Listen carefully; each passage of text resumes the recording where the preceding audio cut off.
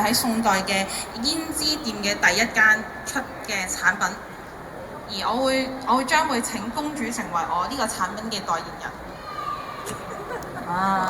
OK， 佢應該係做市場策劃嘅。你會唔會自己喺眾人面前嘗試查嗰啲口號？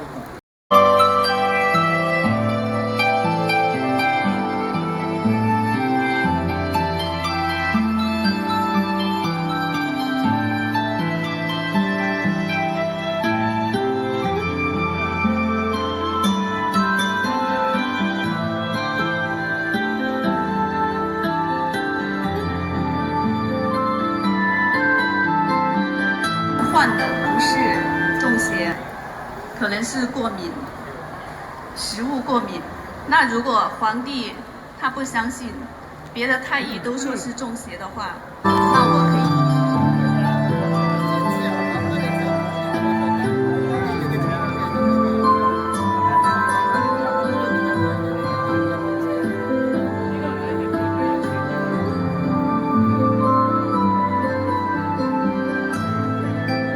已經太近啦，好影相先，係樓梯嘅攝影師。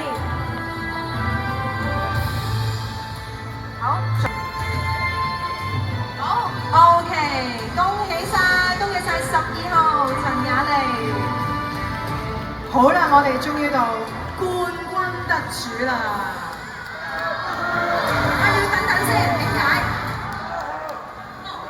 因為要製造呢個緊張嘅氣氛，我哋要請未獲獎嗰兩位，佢演繹佢嗰個係咪嗰個叫槍啊？嗰個係啊，長槍非常之有氣勢㗎。好，我哋頒發個獎項俾佢先啊！哇，將軍好嘢啊！將軍，我幫你攞住先，將軍係，我都想要一支，係好，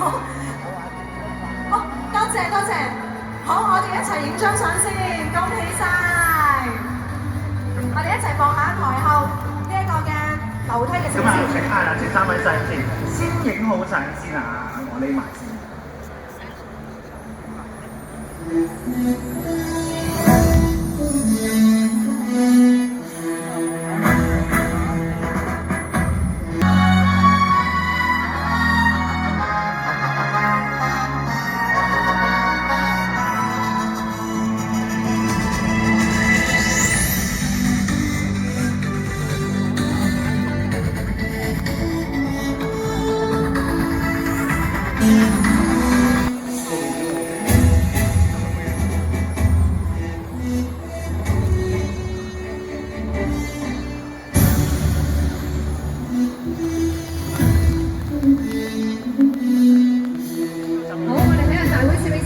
要補先，我哋黑色衫嘅舉手呢位攝影師，係啦，我哋睇下影一啲嘅補一補靚相先。